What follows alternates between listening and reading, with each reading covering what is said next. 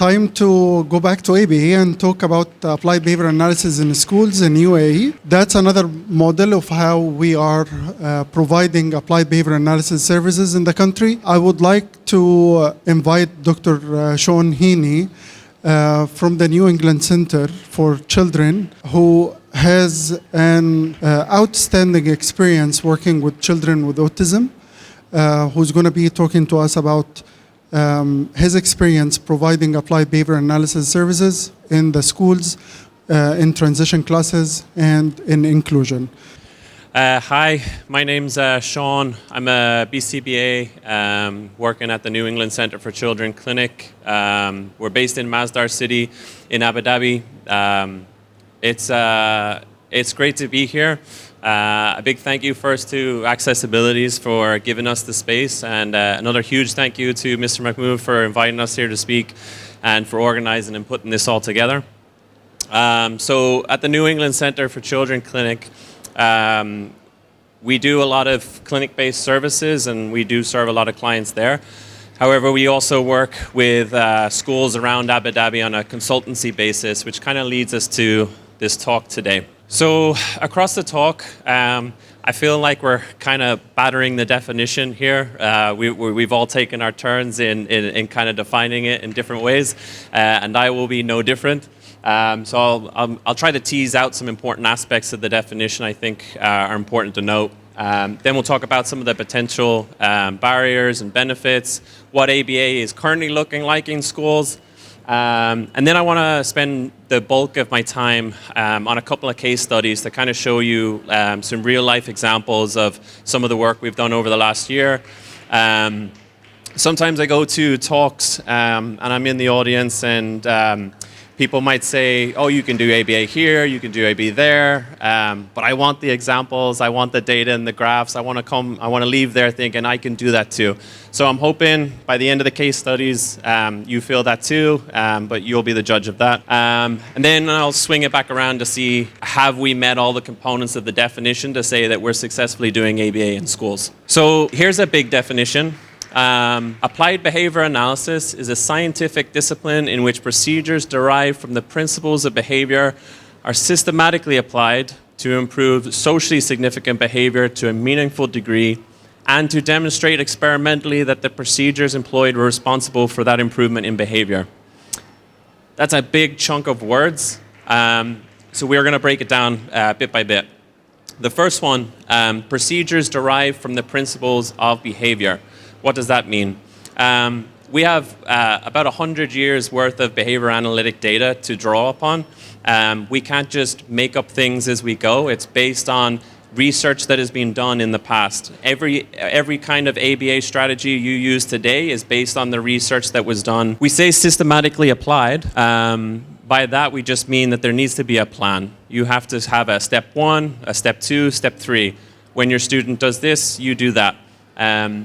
You can't wing it. You shouldn't be trying to make it up as you go along. There just needs to be a plan that you're implementing step by step. Improve socially significant behavior to a meaningful degree. This is a really important one. Improving socially significant behaviors. What is socially significant? A lot of the definitions on this will focus on how it impacts the experience of life of the individual, the family, and also society. And importantly, it's in that order. The individual comes first, then the family, and then how it impacts society around them. To a meaningful degree then, is also going to differ from one individual to the other, and it's also going to depend as well on the behavior that you're looking at changing. If we're looking at the behavior of stopping at a red man at a pedestrian crossing and waiting for the green man, that's something you probably want to be doing 100% of the time, every single time, right? If we're looking at a behavior like completing maths equations, if you're completing those accurately and independently 80% of the time, that's a B in school. I'd be happy with that. Then lastly, demonstrating experimentally that the procedures employed were responsible for the improvement in behavior. You need to be able to show that these improvements, whatever you've seen, wouldn't have happened unless you had been there. Whatever you did was what caused the impact on that behavior to either increase or to decrease. That's why we graph. We are behavior analysts. We are good with data. We're good with numbers, as you said. And we also try to keep in some kind of experimental control. That's why we take baseline. Before we put in an intervention, we have a look at where the behavior is at. Then we look at where the behavior is at after we put our intervention in. And then we have some kind of way of saying that that was because of something we did. We were able to give the skills to this student to help them be independent. So what's not included in that definition? At nowhere in the definition does it say anything about only using it to benefit neurodivergent people. You can use ABA behavior as behavior. It doesn't matter who you're working with, where you're working. It doesn't say anything about only reducing disruptive behavior. We can also work on increasing pro-social behaviors. We can also work on helping someone access the curriculum a little bit better. And it says nothing about locations either. It doesn't say that they need to be in a controlled clinic environment. It doesn't say it needs to be in the home environment either. So there's nothing in this definition that says we cannot do ABA in schools or any other setting for that matter. Now, there's a couple of things that aren't in the definition that I think in some way should be at least considered or talked about. One is the term televisability. If any of you are familiar with Dr. Greg Hanley's work, this is a term that he coined. But basically, when you talk about something being televisable, if you're recording every single second of every single session that you're doing, would you be 100% fine with passing those videos off to the parent and saying, have a look, no problem? And you know that when the parent looks at those videos, they're going to look at that and say, wow, this behavior analyst is amazing. I've never seen my child so happy. I've never seen them so relaxed. I've never seen them so much engaged. And finally, is the ultimate goal to lose your job? That might sound like a weird one, and I'm not saying to go into work tomorrow, hand in your 2 weeks notice and quit. That's not what I'm saying.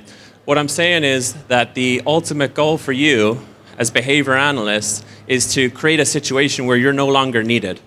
When you're no longer needed, that means you've finished.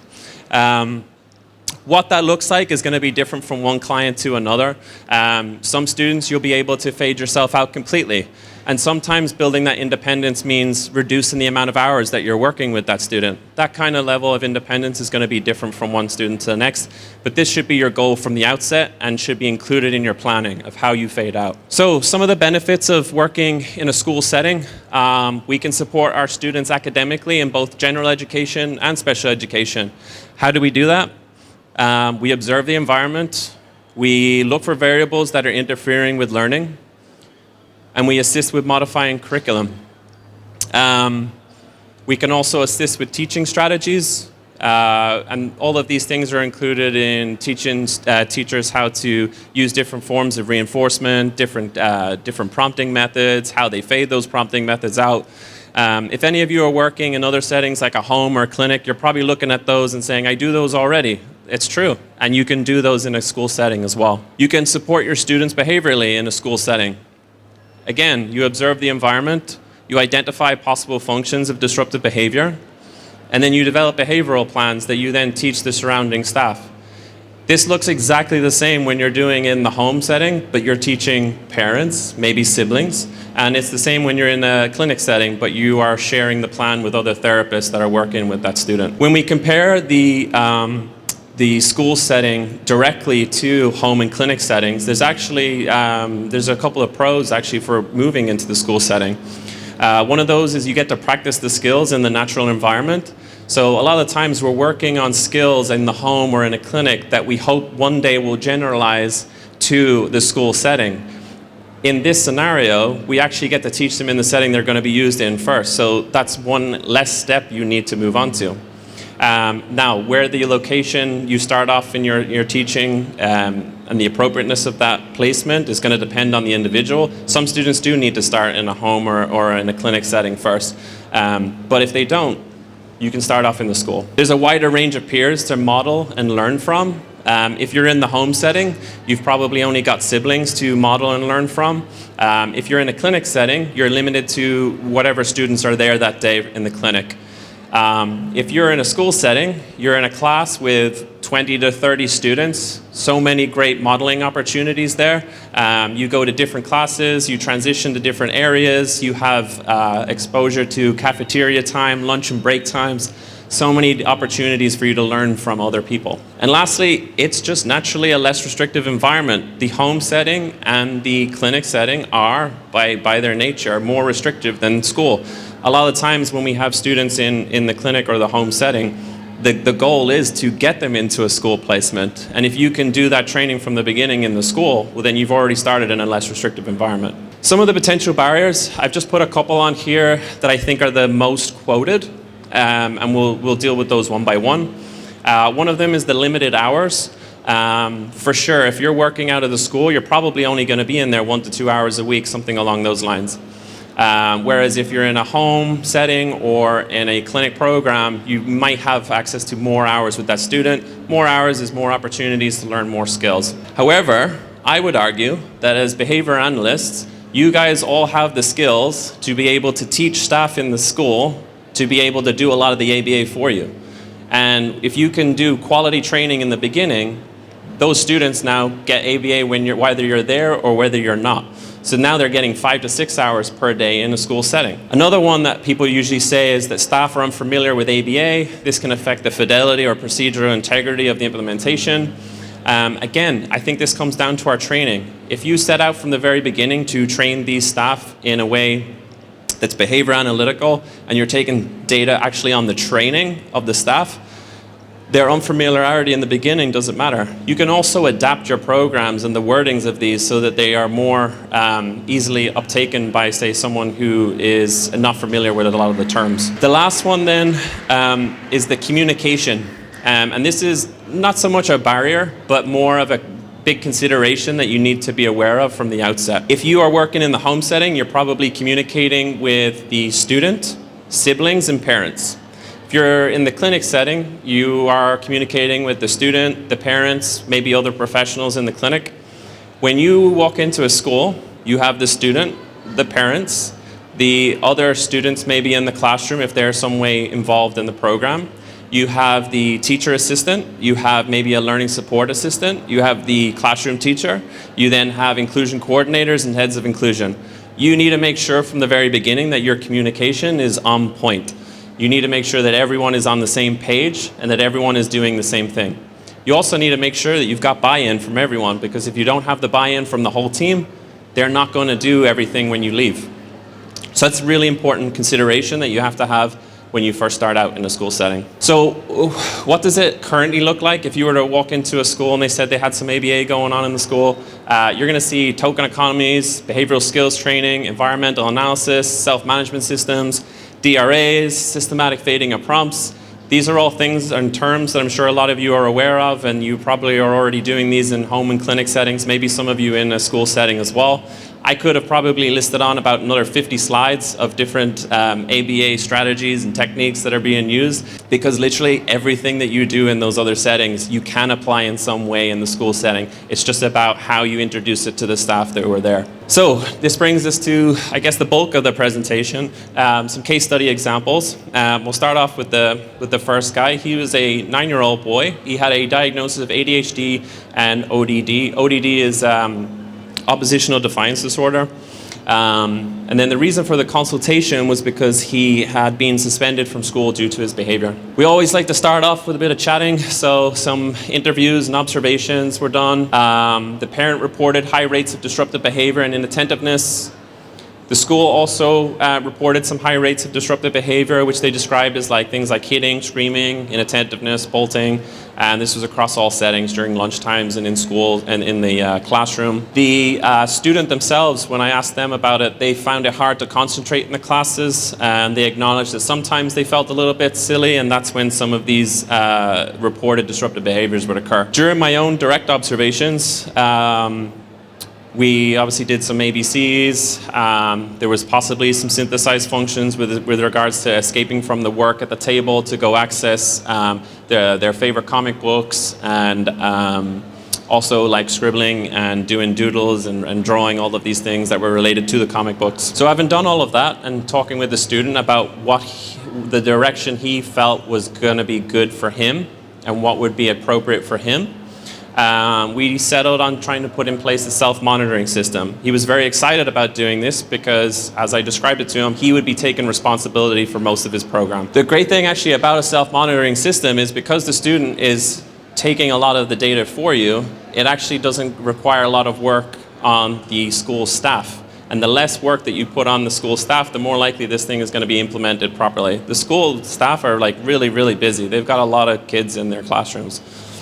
So we started off with small intervals in this system, 5-minute ones, and then we started small due to that very high rates that we've seen during the observations. The student was in charge of setting and resetting the timer every 5 minutes. The student tracked whole interval recording for his on-task behavior for that 5 minutes.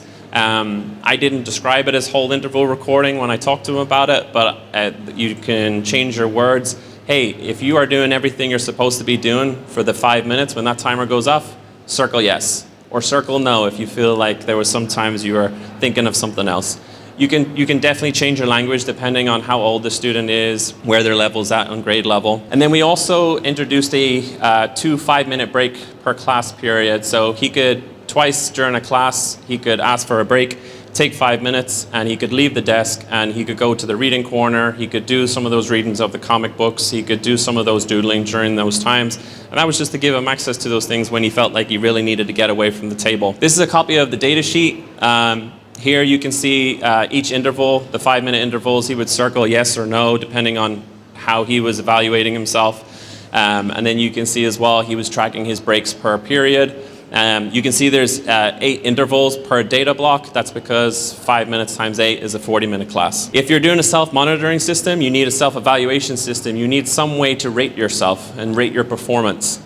So he would rate himself on a scale of 1 to 5, 1 being I need a lot more work, and 5 being I'm an A-star student. He would judge his performance based on his on-task behaviors and not doing off-task behaviors. He also had a rating form for this, and it listed all of the on and off-task behaviors below it. And then at various times, different people were doing the comparison scores, but we always had another adult giving a rating score for comparison because we don't want to leave him scoring himself 5 out of 5s for every class, never getting that feedback that maybe we have different expectations. So we needed to make sure that we were all on the same page. This is an example of the evaluation form. He only had to fill out the top 2 parts. So the top part, he would rate his performance on a 1 to 5, and then the teacher would give their performance evaluation score there. You can see there's the ranking systems, and then below you can see that there was off and on task behaviors listed below for his reference. Whenever you're doing any kind of system, you always have to have reinforcement, right? So we had a reinforcement system for this guy. We designed signature cards. They had space for 5 signatures per card, and he could get 1 signature for each class, so a 40-minute period, if he scored a 4 or a 5. And that 4 and a 5 was based on the adult score, not necessarily his score. I'm not a big fan of the color scheme of this signature card, but those were his favorite colors, and this is the way he wanted to go.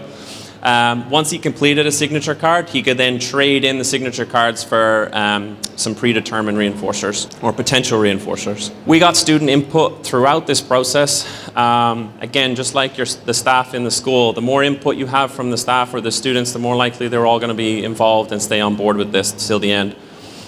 He decided what reinforcers were on there.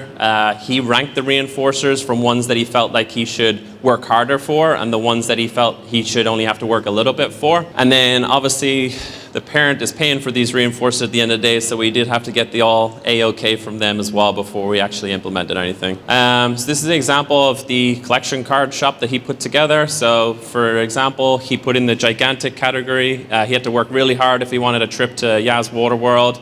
But he only had to work a little bit if he wanted to get one of these like tiny little Lego sets. And he chose all these reinforcers and he put them all in these categories. There's always a training element. You don't just jump into training, you should plan out your training. How are we going to pre-train so that everyone knows how to use these forms? These are all brand new concepts for these people, so you need to make sure that there's a system, an analytical way of measuring that they know what they're going to do before they implement it. So we showed the student pictures of off and on task behaviors, and we explained what they were. I demonstrated what the off task and on task behaviors looked like, The student then identified them themselves. They received some feedback on that. And we repeated that process until we met a predetermined mastery criteria.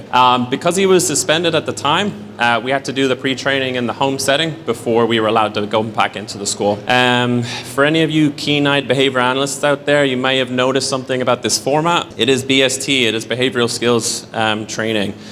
We start off with instruction, then we model it, we rehearse it, we give feedback, and we repeat until we know what we're doing, right? Here's some examples of some of the pictures of on and off task behaviors. Then we did some training on the self-monitoring. So we showed him how to use the self-monitoring form, how to use the timer, demonstrated it. He rehearsed it himself, received feedback until we knew what we were doing. Again, BST. We also taught him how to use the self-evaluation form. We showed him, he did it, we rehearsed it, and then for this, we considered this mastered when 7 out of the 8 intervals were yeses or plus, he's on task for those, and then he was also scoring at least a 4 or a 5 on his evaluation score, and that corresponded with my own as well. Once we had the plan in place and the training had been completed, we were allowed back into the school to try this out. Obviously, I'm not going to just throw all these forms into the classroom. I need to make sure that the skills he's learned at home are going to generalize to the classroom setting. So at first, he only did it he only did this whole process of monitoring himself when I was present in the classroom. And we only did that for about a week. But I had a look at the scores that he was scoring himself. We matched ourselves up for parity in those scores. Once he met the mastery criteria that we were all on the same page, then it was time for me to pass on the responsibility of checking the scores to the classroom teacher. Also, the LSA was trained on how to provide prompts and reminders on a least to most basis. So for instance, if there was occasions when maybe he forgot to reset the timer, or maybe he started to get a little off task, he could point to one of the behaviors that maybe he was doing at that time. And those were just supposed to be on a least to most basis, because again, we want him to be responsible for his own program. There has to be a fading plan, and you need to plan this from the very beginning. So some of the aspects of fading we would look at in this situation is fading the intervals. So we started off with 5 minutes, but we increased those to 10, to 20, to 40. Then we removed the timer because it's no longer needed.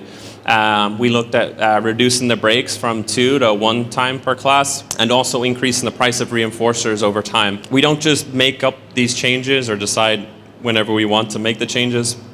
We look at our graphs, we look at stability on the graphs, and then we make those changes based on those. If we make a change and we see behavior deteriorating on our graph, well then we might need to go back a step and have a look at what did we do wrong. And then to tie it all up into one nice little package, we had a behavioral contract. The behavioral contract then just laid out all of his goals. He came up with the goals himself. It outlined how we would earn reinforcers. We also included things like planning for a future review date with the student. And I like to always add a little disclaimer in there that we may change things in the future. And I talked to him about, like, we may change the prices of reinforcers later on down the line, just so it's not a surprise for him when we actually end up doing that. This is an example of the contract with the goals and the rewards. And then lastly, you need to make sure you've got some kind of data collection method and a way to present it. So initially I tracked the therapist or teacher scores versus the student scores. This is because I wanted to make sure that we were all in sync on the scores, and that the student had the same expectations on his behavior as we did. Once we had really nice parity, I was able to stop taking that data and then just periodically probe every now and again to make sure that there was no deterioration in that. We also graphed daily scores, weekly averages. We put phase lines in for major changes, which we should always do. And then we presented regularly to all stakeholders, not always in the same room, sometimes one-on-one, but we presented these graphs to the student. We presented the graphs to the teachers, the staff, and also to the parent as well throughout the process. This is my first graph. This is to do with the IOA, or making sure that the scores were in line with each other. So you have the scores 1 to 5 on the y-axis, and the sessions on the x-axis. We have the black circles are the student scores, and then we have the black squares as the teacher scores. We want to see these scores pretty much in sync, not a lot of differentiation between the two lines. You can see here in the first section, we started off with the home. There's a little bit of differentiation, and also the scores that I was giving him were 3s. Once we kept reviewing and figuring out where the disparity was in our expectations, then we were all on board and he was scoring 4s and 5s. Then we moved back into the school, and then you can see that there's very little differentiation between our scorings, and we're seeing most of those then in the 4 and the 5 ranges. We were happy enough then at that point to pass over the responsibility of the adult scoring to the classroom teacher. And then you can see here in the last phase that they had perfect parity between their scores, which was great to see. And then we just did periodic probing every now and again to make sure that was still the case. Here is our data for just the teacher scores over time. We started off in the 0s, and this is before we put the intervention in place. In this section, this was before he got suspended, and in the time when we were trying to plan and do our observations is when the suspension happened, which is why there's a break in time. But you can see he scored 0s, and that was because of some pretty severe disruptive behavior at that time. So in the home, you can see the average scores then. When we put it in place, we started off on 3s, we moved up to 4s and 5s. Then we move into the school. You can see again, the average there is about 4.5 per class, a ranking of 4.5 per class. Then we moved over and gave the control over the scorings to the teacher. Again, you can see we have pretty good scores, 4 and 5s, which is what we want to see.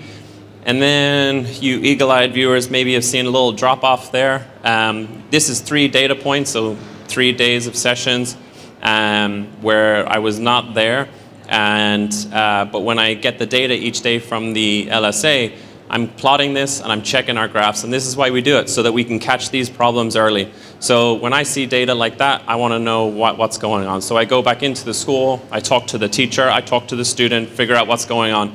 Turns out what they started doing was, instead of getting immediate feedback and reinforcement with the signatures after each class period, they were waiting till the end of the day and trying to give the feedback for all of the classes at one time and any signatures he may have earned. Obviously, as behavior analysts, we know that's not how this is supposed to work. We want our reinforcement to be a little bit more immediate than that after each class. And also the feedback, if he has a bad class or a bad start to the day, he should get that feedback to have a chance to, improve in the areas for that next class. But he wasn't getting that. So we had that review with both the student and the classroom teacher, and you can see immediately we went back into our 4s and 5s after that review. We continued on there. It looked really good, so then we started moving it into other settings in the school. So we started also giving him the opportunity to earn signatures while in the lunch times and break times as well. That concludes case study 1. Case study 2. This was a 13-year-old boy with a diagnosis of ADHD.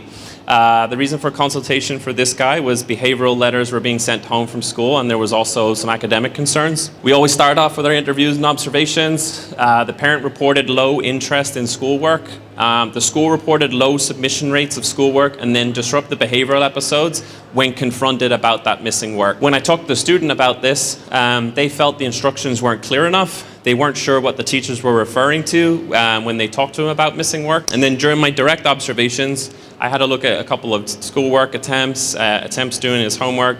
I noted a high response latency to starting work. So he was taking a long time. He would open up the laptop and then there was a long period of time before he would actually start on an assignment.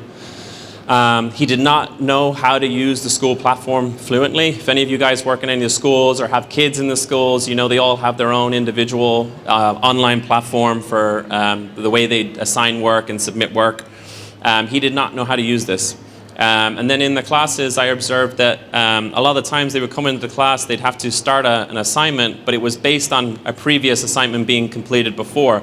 If he hadn't got that completed, he couldn't do part B, and then now he's no longer accessing the curriculum. So key issues that stood out there were task initiation, task completion, prioritization, organization, and unfamiliarity of a school platform. I think a lot of you probably recognize a lot of those are key skills that you need. So to work on those, we had the visual aid decision-making tree. This was to help with the response latency, prioritization, and organization. This is what it looked like. So this was a visual to kind of help him making those decisions when he sat down to do work. So he would open up the school platform, he'd ask himself, do I have overdue assignments? If he said yes, then he would complete whatever the oldest was. He would complete that cycle until he had no overdue assignments left. We want to do the overdue ones first because those count as non-submissions and you get a 0 in school. Once he's got those done, he can then check to see if he has upcoming assignments and work on those. If he has none of those, then his work is done, there's nothing to do. We used behavioral skills teaching to teach him how to use the online platform because that was obviously a major barrier for him. And we just used the BST model. We put in a reinforcement system as well for work completion. He earned dirhams for each study session he did at home. I had a talk with him and we tried to figure out how long he might need each day. We said for his age and the kind of work that they were getting, a 45-minute session when he comes home from school should be enough to get all of his work done. If he came home and he didn't have any of those assignments done, he was already ahead of the game, then he doesn't have to do study that day. And he could earn dirhams for each one of these study sessions that he completed. We also did weekly school platform checks, and this would be where I would come in, he would sign in onto his platform, let me have a look, and I could see straight away if he had overdue assignments or if he had upcoming assignments. If he had nothing that was late, he would earn a certain amount of money. And then if he had all of his upcoming assignments completed as well, then there was a much larger bonus amount of money he could earn for those. If any of you know anything about teenage boys, having all of your work completed 2-3 weeks in advance is pretty unheard of. So we wanted to make sure that he was rewarded for that appropriately. So looking at our data, we tracked the number of assignments on the platform during these weekly checks. In our baseline section in phase 1, you can see he had the overdue ones are the black circles. Those are the ones we really want to bring down. And then the upcoming ones are the black squares. So you can see he had 5 or 6 overdue assignments every week on this platform. And also he was building up around 7 per week assignments to be done as well. Then in our second phase, we introduced their prioritization flowchart. We did their Monday spot checks with the reinforcement. You can see immediately our overdue assignments went down to 0. Which was really good to see. And then also our upcoming assignments came down between 1 and 3 per week, which is great to see. Now there's a big gap in the data. That's due to the spring break. And also you guys may have remembered we had a little weather trouble at the time. So we didn't have access to the schools to go in and do these checks. But when we did get back into the school, I did the first platform check and we did find that there was some overdue assignments. When the school was closed, they were getting all of their stuff online and there was no support there from the school to for someone to sit down and kind of show them what assignments were due and what was coming up. So that was a little bit of an issue, but after the first week, you can see within 2 weeks, we were back down to our 0 levels on assignments overdue and our upcomings kind of settled around the 3 per week mark, which is good to see. Our data looks great, I think. I think it shows some pretty good changes in the behavior that we wanted to see and that the student also wanted to see. But it doesn't mean anything if the student and the stakeholders themselves aren't feeling that change as well. This is why we do social validity measures as well at the end. So for the sake of time, I've put these all together from both case studies. These were given out to students, the staff surrounding that student, and also the parents. And we asked on a range of things like, would you recommend the services? Do you feel like respect and dignity were there for you throughout the process? Do you feel like you felt the improvements yourself? Satisfaction with the goals that you chose with us? And you can see the scores. I should probably tell you what the scores are. Those could be really bad. 1 means we're not satisfied. That was not a good thing. And 7 means very much so satisfied. So you can see there we're leaning towards almost 7s across the board there. So having gone through the case studies, did we meet the definition of doing ABA or good ABA in schools? So procedures derived from principles of behavior. We use reinforcement. We use behavioral contracts, token economies, discrete trials, behavioral skill trainings. These are all based on the principle of behavior, so I think we checked that box. Did we systematically apply our interventions? They were planned out from step 1 through to the final steps. There was a clear process from the initial observations to the training of the student in how to use these things, as well as the staff around them, before we ended up doing implementation, so I think so. Did we demonstrate experimentally that the procedures employed were responsible for the improvement in that behavior? That's why we showed baseline beforehand, so that we could show these improvements, whether we wanted the behaviors to go up or to go down. We put phase lines in there to indicate major changes in events. It was a good job, actually, that we were graphing, because we were able to catch that one time with the first case study when our results were starting to deteriorate. And then we see that when I put a review in there of what we were supposed to be doing, we immediately see that increase. So it's almost like a semi-reversal almost that we don't get the opportunity to do in these kind of applied settings. Did we improve socially significant behavior to a meaningful degree? I think so. We look at our graphs, we met our mastery criteria, but most importantly, our sociability measures with the major stakeholders in play all felt that the changes were meaningful and to that meaningful degree. And they were behaviors that were important to them. So some final thoughts then to wrap that all up. I think we did implement ABA in a school setting, and I hope after you see some of this today, if you were thinking of branching out into the school setting with ABA, or if you were a little bit worried, I hope that gives you a little bit more confidence that yes, you can do these things as well. We used ABA to overcome the barriers, so we listed the barriers before at the beginning, and I think using things like behavioral skills teaching, but for staff as well around in the schools, is a major thing to take away from this to help you get around those barriers of limited hours and maybe the backgrounds of the staff that are working there. They're not all RBTs or BCBAs or QBAs or anyone. I think we had socially significant outcomes, and we know that from our graphs, but we know that from our sociability measures. But lastly, we are not finished, as I still have a job. We're in the process of fading out a lot of the materials. We've done a lot of the fading, but we've still got a little bit more to do. So my job's not finished there, and that's what we'll be moving towards. So taking that all into account, I hope you guys feel a bit more comfortable working in schools. And I think another major takeaway I really hope you go with is, leave here tomorrow, try to lose your jobs as well. If anyone has questions, I'm open to ask questions or answer questions now. That's my email address if you want to ask about anything you've seen in the slides. And also, if you want to check out some of the more of the stuff we're doing in the Dubai and Abu Dhabi clinics, you can check us out, those QR codes for our social medias. The floor is yours. Thank you so much. Outstanding. This is why I love ABA. It's amazing to see how we can actually, when you have a very, very good study of all the ecological variables, and then you start to take your decision about how you're going to approach this. This is exactly what I love about applied behavior analysis. And I just have a question. So in the first case study, you said that you guys have decided the interval to be at 5 minutes.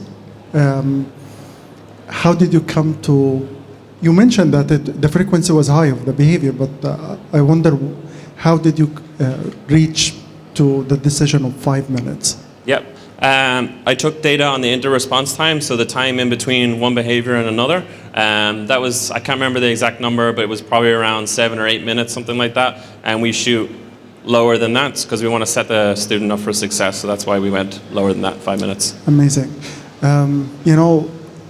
Something that is really important in this presentation is the concept of planning from the very beginning to allow the child to be independent and not be reliant on you for the entire time. Because I see that mistake a lot, where, we forget to fade out the prompt, we forget to fade out our help, and then the child becomes prompt dependent or reinforcer dependent. So this is a fantastic work, and I really would like to thank you for it. Thank you, Dr. John. I really like that. I just want, it's basically not a question, but I'm always thinking in in a different way when it comes, like we always work on the students' behavior to make them fit in the setting, which is, we do, we work for that. But I also find it's a bit like the environment, the school setting sometimes is not really inclusive. I was thinking, I tried, for example, once with one of those students who likes to act silly and being clown in the classrooms. I was discussing with the teacher, is it possible to have 5 minutes during the day that you ask the students, do anyone have a new joke? So to give him to validate his hobby, within like school settings, so he can really, you know, practice his jokes within a school setting, not basically to prevent him from doing that hobby and make it like no jokes at school, or don't try, you know. This is the only thing I always feel like, I know we do this, we work on improving their skills, but how much should we include the schools to be part of this system, to make it natural? Like any child might have those situations. Why we have all the time to modify our students to fit in this particular settings? Why it's not the other way around? What do you think? I wish I hear from other, because I'm in the private sector only 1 year, and I'm really surprised about what's going on in the schools here. I was in a bubble before, and I feel like this is a different, something new for me. And I don't know what is the expectation from the schools. I think the expectation of the schools is, it definitely varies from one school to another. They all have their kind of different guidelines and policies. And some, I think, are more tolerant of different kinds of behaviors happening in the classroom than others. I think it's an important point you make. I think there's a fine line between teaching the skills that a person needs to be successful in that environment, and then also doing your environmental analysis and making sure that the environment is actually set up for that pupil as well. It's the same reason why we look at we have, like, in the malls, to make them more accessible for people of determination who might have some sensitivities. We turn down the lights, we turn down the music. So we make accommodations in the environment to make sure that that person can access the environment too. So sometimes you're looking in the classroom, there's not an issue with the student's behavior. It's actually, there's a problem with the environment that you need to have a look at first. With regards to your example of the child with the jokes, absolutely, if that's part of his thing, if he likes to tell jokes, that should be part of the program, he should be part of that, and say, like, when do you think is a good time to tell jokes? The more buy-in you get from the student of planning that around, and when's joke time, we can make joke time way more reinforcing at this time of the day.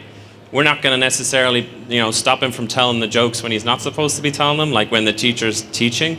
But if we can kind of alter the schedules of reinforcement, so there's a lot of reinforcement for joke time over here. You're going to get all of your peers are looking at you. You're going to get all the adults looking at you and listening to your jokes, versus maybe one or two people will laugh or look at you when these jokes are happening when they probably shouldn't.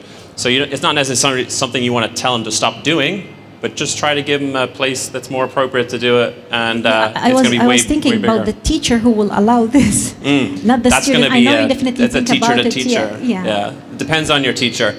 If you work a lot on the communications, I found most of the majority of the teachers I work with, if you go in there from a position of like, how can we help? What do you think we can do? And starting from there, rather than a position of like, okay, this is our plan and this is what I need you to do, you get a lot more buy-in, and then teachers are more likely to follow through, and then also be open up to suggestions of yours in the future. Okay, Dr. Sean, I really enjoyed this presentation, and I have one comment and one question. So my comment is about the case study number 1. I really like the fact that you give your student autonomy to choose for their goals, and this is something really I feel valuable for our students. And my question is regarding the limitation and barriers. So you've mentioned that communication is one of them. So let's say in practices like in the US, they consider IEP as a legal document where everybody needs to sign who is involved, and this is how it goes. Do you think that this is affecting the communication procedure?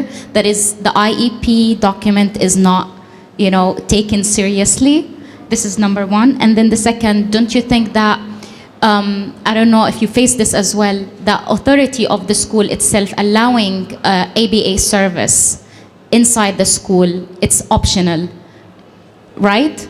So it's up to the school to choose, okay, I need to deal with ABA or not. Where else, if it's something that is a service that is needed for the students, would be a different scenario. Right. Okay, so for the first part regarding the IEP, so My understanding is in America it's not a legal or it is a legal document, but whereas here it's not so much there's not like legal boundaries on it, right? Which means you're not upheld to the IEP as such. I think it comes with pros and cons, and it also depends on the quality of the team that's implementing that IEP. Some of the pros is that it's like super modifiable throughout the year. You can do a lot more with it if you feel that maybe your goals and expectations were too high. You can maybe change those up a little bit during the year. But on the other side, if you're not held to those standards, then, you know, what are the repercussions for you not doing a good job for that year?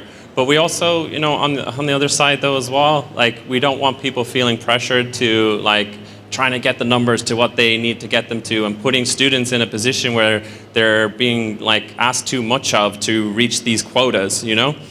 So I don't know, I think I lean on the side of I'm okay with the way it is out here, because it gives us a lot more flexibility and there's a lot less pressure felt on the staff that then gets transferred onto students sometimes, I think. Then the second part was with regards to what was the second question? So it was regarding to, just a second, to the basically how allowing ABA services inside the schools. It's up to the school to decide for. Yeah. I've found the schools to be really accommodating so far. Even the ones that maybe are a little bit like, oh, who's this guy coming in? After a few weeks, you know, definitely like building up that rapport with the staff members when you go in there, like it really helps. And by the end, you have the school that was maybe a little bit hesitant about you coming in at first, a little bit guarded, thinking maybe you're there to just like catch them out on things. They end up starting to recommend more parents to work with us too, and they actually are on board now as well. So I think maybe there are some schools that will be hesitant, but the ones that you do get a foot in, you know, shove that foot the whole way through and show them a good time. Build up that rapport and have a good relationship, good communication with all of the team.